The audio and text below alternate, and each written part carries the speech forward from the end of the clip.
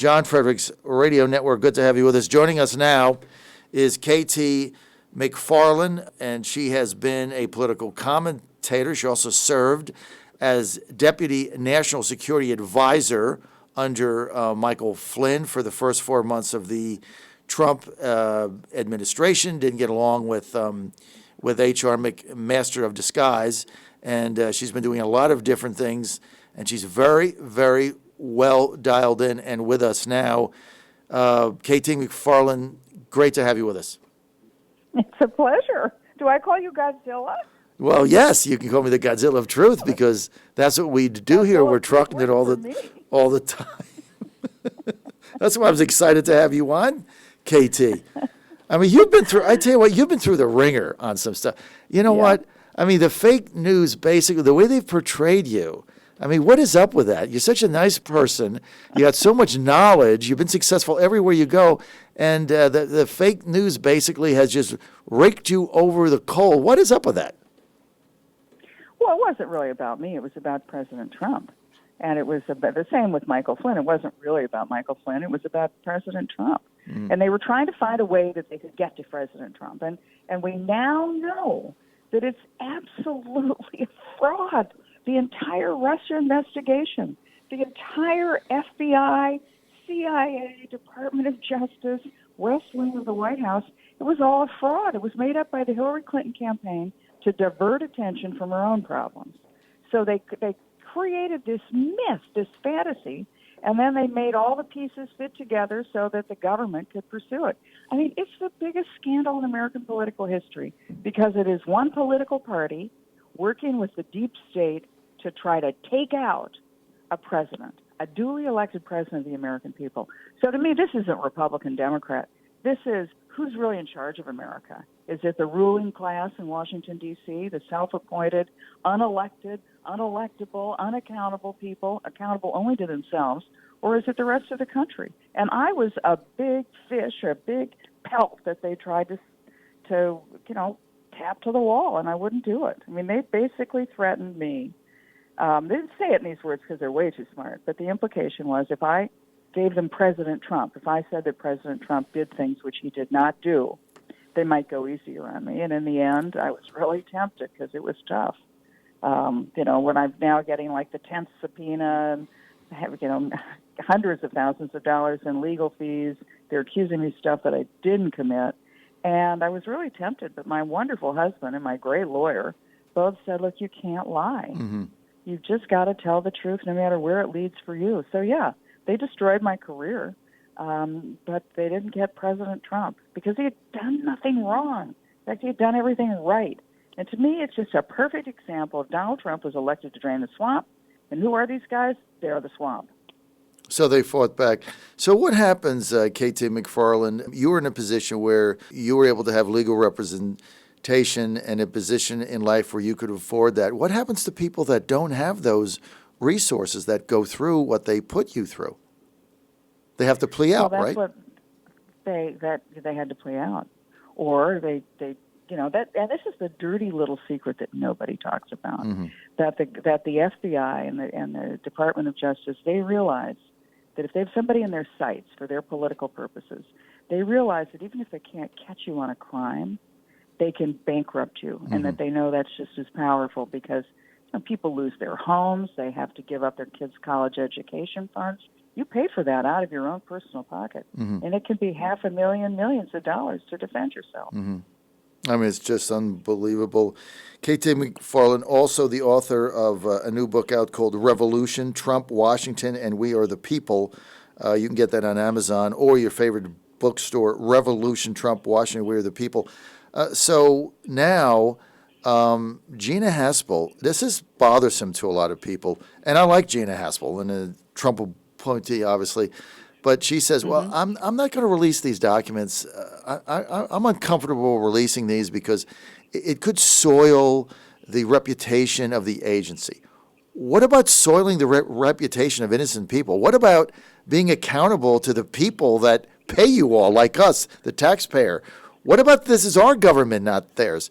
These when you look at what John Ratcliffe has done over at DNI, some of these documents coming out, KT, are we ever going to see anything?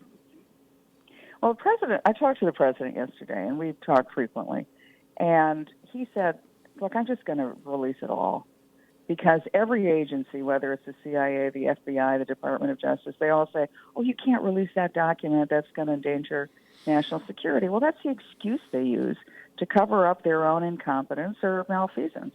And so the president said, I'm just going to let it all out. And I think he's right.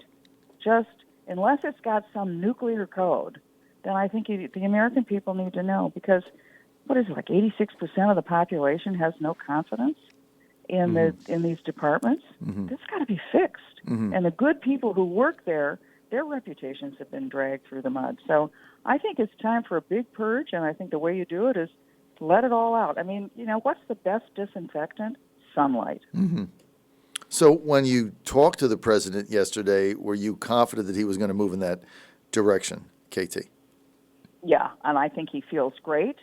He sounds very robust and energetic and committed. He was just on Maria Bartiromo's show a little while ago. He's mad that the departments are slow dragging, they're dragging their feet, and they're slow walking this. But the other thing I got from him is he's not done fighting. He's just only begun to fight. So I was really energized when I talked to him, and he pointed something out when we talked. He said, look, my followers are really, really energized. They're all going to vote. The other guy, not so much. So I think that's another really telling indication. No matter what the media is saying, Trump's got a huge amount of support and a lot of silent support of people who don't want to say it because they don't want to be called names, but they're going to go to the polls and vote for Donald Trump.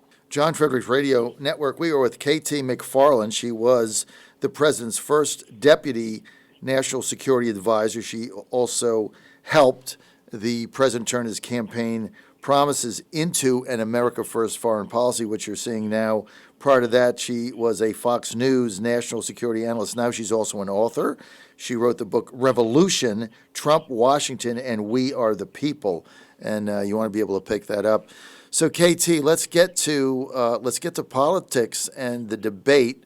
The commission changing it to virtual because of Trump's testing positive for COVID, although he'll be outside the window in a week and likely to test negative.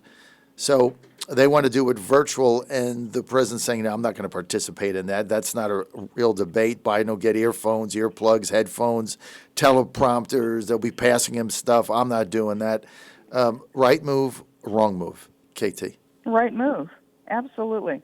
Look, if President Trump is testing negative, which he presumably will, then why not have the debate? They can be 5 feet apart, 10 feet apart, 30 feet apart. But you got to be in the same place because, I've known every president since Nixon, and I've known some of them extremely well. And the thing you need to know about a president, he's got to have strength. He's got to have guts. He's got to have the sort of stick-to-itiveness. Is he going to be tough enough to deal with, in this case, the violence in the cities, the recession, the pandemic, and standing up to China, standing up to Russia?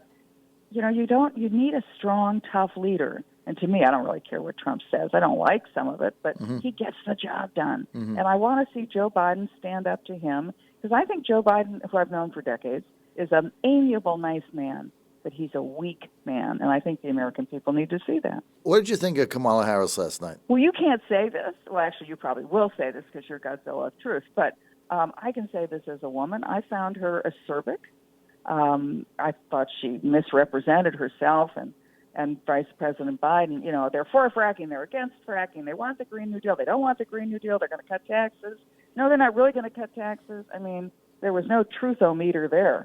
But I was particularly impressed with the Vice President. I've known him for a long time, and he's one of the finest people I've ever known. And I think his decency came through, as well as his competence and the fact that he's a central element of the Trump administration. He's not just a vice president off in the corner. He's a central element, and he's a good salt and pepper to Trump. Trump is tweeting away and saying a lot of things, and there's calm, cool, collected Vice President Pence, who happens to be an expert on the two most important things right now, China and the pandemic. What did you think of, I'm going to get back to substance in a second, but what did you think of Kamala Harris's facial expressions, like what was up with that? Maybe somebody didn't tell her that the camera's always on your face. I don't know. Or maybe it's so embedded in how she conducts herself. But I just found it really, I just didn't think it was up to prime time. Yeah, I didn't either. And I can say, as a woman who's done a lot of debating myself, you know, those little snide, sneering looks, they don't help anybody. Yeah. So I think she did herself a disservice. I mean, I don't like her policies, but as a woman, I'm thrilled that she's in that position. Right. But I don't think she did herself or other women any favors by looking like the worst prototype of the angry woman. Well, also just remind everybody that K.T. McFarland with us, but she knows a little bit about politics and debating. She ran for, I'm going this by memory, you ran for the GOP nomination from New York, I'm going to say 06, 08? To run against Hillary. That's right. You Hillary, ran you ran for the nomination against Hillary in 06. That's remember that now. So you're obviously no stranger to that, K.T. McFarland. What did you think? I thought one of the most bizarre comments she made was saying, well, Trump lost the trade war to China. What the hell was she talking about? We got hundreds of $1 million in tariffs. We brought China to the table. We got our jobs back. We got our manufacturing back. They were dumping steel, dumping aluminum, putting industries out of business, using the slave labor they have. Trump stopped all that and made them buy stuff from us, not just talk about it. How could she say with a straight face he lost the trade war with China? Well, because the Godzilla of truth wasn't there, or the truthometer. She was just lying. Look, Joe Biden could have stood up to China. He was chairman of the Senate Foreign Relations Committee. He was vice president. He could have stood up to China when they knew China was abusing us and exploiting the privileges we were giving them. If they had stood up to China 10, 15, 20 years ago, it would have been easy. Now it's really hard to stand up to China. Mm-hmm. And the few weapons that you have are things like a trade war. And as for the trade war, we won the trade war. We got a deal with China. Mm-hmm. We got a good deal with China. And more importantly, what we've done, especially since the pandemic, is we're standing up to China and calling them out. Before, nobody would sort of stand up because they didn't want to be unpopular or their donors didn't want to lose their business in China. But President Trump stands up to the Chinese and calls it out for what it is. Because the Chinese, people talk about Russia, Islamism, terrorists, all that. The real threat is China. Because China plans within a few years' time to be the largest economy, to be the dominant military power, to be the dominant technology partner. And at that point, they rewrite the rules of order of the world. It's no longer going to be everybody playing by the fair rules. It's going to be everybody plays by China's rules. And if you dare criticize China, China gets you.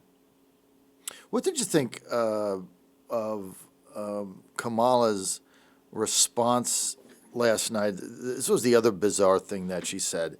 When she said that Biden was only going to raise taxes on people earning over $400,000, which, of course, isn't that many people. And we've already gone over this. If you taxed everybody, every penny they had, it wouldn't matter. You wouldn't be able to balance anything. But on the second breath, Biden is saying the first day he's in office, he's going to repeal the Trump tax cuts, which was aimed at people making under $100,000. So why wasn't she called on that by anybody in the fake news? Well, because the fake news won't call anybody on that stuff, the flip-flopping, the lies, I'm for the Green New Deal. No, I'm not for the Green New Deal. I'm going to stop fracking. No, I'm not going to stop fracking. I mean, it was such a blatant misstatement. In fact, even on their website, they talk about repealing the Trump tax cuts. Repealing the Trump tax cuts would be the biggest single devastating stake in the heart of the American economy. The reason our economy was doing so well right before the pandemic hit was because of fracking and making us energy independent and making energy cheap for us to use in our manufacturing base, and because of the tax cuts all across the board, corporate and individual, and because of the streamlining of government regulation. All three of those are on the website, in the speeches of Biden and Harris. They're going to go back to the good old days when we had a sluggish economy and we were kowtowing to the people in the Middle East. So, again, I think you should have been there last night, and you could have really been a terrific moderator, you would have said, wait a minute, not so fast. The other thing is with these moderators is they ask, the ridiculous Democratic talking point questions. I mean, it's so stupid. Asking her about, President Trump says if he loses, there's not going to be a transition of power. Like what? Give me a break. It was Hillary Clinton who said, tell Joe Biden don't concede under any circumstances. KT, what do any circumstances mean? Like if you get blown out? I mean, what does that mean under any circumstances? You lose, you concede. That's the way it works. That's the way it's always been. The whole thing is ridiculous. All right. What do you think of the poll shift nationally that we've seen in the last week? Even Fox coming out with a poll yesterday saying Biden's lead expanding. Do you believe any of these, KT? I take the polls with a grain of salt, especially after 2016. But remember, at this point in the 2016 election, this is when the Access Hollywood tapes came out to say Donald Trump was dead in the water. He should step aside and let Mitt Romney be the nominee, et cetera. I think President Trump's going to use this moment and his own battle with the coronavirus. I think he's going to reset the conversation. I think he's going to come out in the next couple of days and say, I had it. Here's what it's like. It's not the end of the world. I had the best treatment. I'm going to make sure that treatment's available for everybody. By the way, because of Operation Warp Speed, we're all going to have a vaccine. We're all going to have a vaccine. Hundreds of millions of people are going to have vaccines by the end of the year in early 2021. And I think he's going to be, all of a sudden, the Democrats who insisted on the only issue that mattered was the coronavirus and the recession. Nothing else mattered. Middle East peace, the economy, nothing. But I think now they're going to be hoisted by their own petard because Donald Trump is going to own this issue because he's been through it. Joe Biden's still hiding in the basement. Right. No, I think there's a real opportunity now for the president, and he's starting to do that. He's saying, I understand it. I've been through it. And I love the statement he made the other day when he came out, and he said, you cannot let this dominate your life. I love that statement because, that's really what it's about. I live in Virginia, but my wife and my youngest son's 16.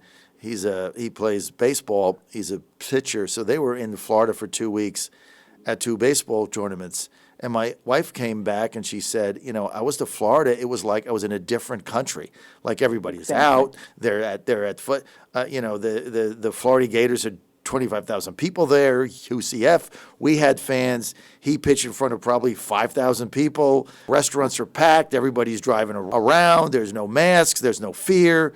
And she said, you go to Florida, and they decided they wanted to live. You come up to Virginia or Maryland, and not so much. So I think the president's message getting that out. People, look, KT, people just want to live. They just want to get back to life, right? Yeah, and I spent most of the lockdown in Florida and the West Coast with our daughter, Fiona McFarland, because she's running for the Florida State House. And it is a different state. People are being cautious, but they're living. They're not hiding. No, that's exactly where my wife was with my son in Fort Myers. So West Coast, Florida, same experience. Good luck to your daughter. I hope she wins. KT McFarland with us. Also, got to buy her book. Great read, KT McFarland's book, Revolution, Trump, Washington, and We the People. Hey, KT, thanks for being with us today. I enjoyed it. It's been an honor and a pleasure. Thank you.